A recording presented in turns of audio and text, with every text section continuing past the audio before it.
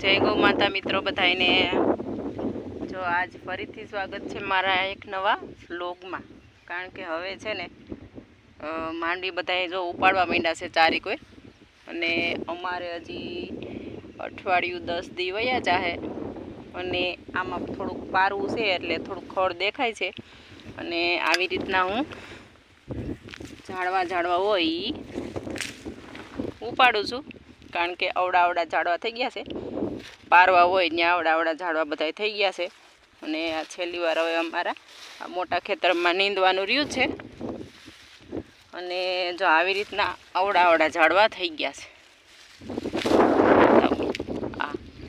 હવે આ છેલ્લું છે નીંદવાનું, ઝાડવા ઉપાડવાનું, કારણ કે હવે દાડિયા બધા ભાઈરે મજૂરીમાં જતા હોય એટલે નીંદવા કોઈ આવે નહીં, એટલે અમારી રીતે અમે હજી અમારા અઠવાડિયા 10 દીની વાર છે એટલે અમે ઝાડવા ઉપાડીએ છીએ। અને ઓલી વાડીએ અમારે તે પહેલાં આગળના વિડીયામાં મેં તમને બતાવ્યું હતું કે ત્યાં અમારા ઝાડવા ઉપડી ગયા છે, તો એ દાડિયા મળી ગયા હતા, પણ હવે ભાઈરે કામમાં જાય છે ઉપાડવા, એટલે હવે કાંઈ આવતા નથી, અને અમે અમારી રીતે હવે કામ ચાલુ કરી દઈ।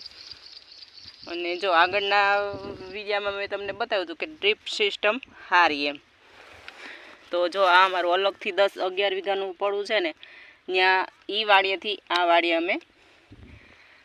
આ બધા ખેતર દ્વારા પાઇપ દબાવેલી છે, અને આ જો આવી રીતના અહીંયા અમારો આવી રીતના વાલ ચાલુ કરી એટલે સીધું અહીંયા પાણી આવે, તો સીધું ચાલુ થાય,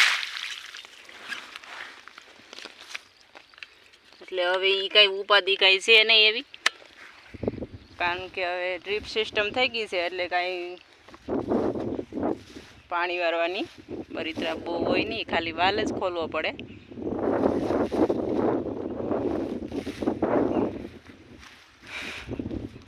એટલે ડ્રીપ સિસ્ટમ તો સારી જ છે, કારણ કે ક્યાંય હવે લાઈનું કે એવી પાથરવાની ઝંઝટ થતી જ નથી, એટલે જો આવી રીતના અમે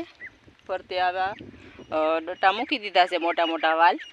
એટલે અમારે વાંથી અડધું કરવું હોય તો ત્યાંથી પવાઈ જાય, અહીંથી અડધું કરવું હોય તો અહીંથી પવાઈ જાય, એટલે ડ્રીપ સિસ્ટમ સારી છે। હા, અહીંયા ઠેઠ આ પ્લાસ્ટિકનું છે, ત્યાં ડ્રીપને ઢાંકી દેવાનું આ બધું, વાલ તૂટી ન જાય।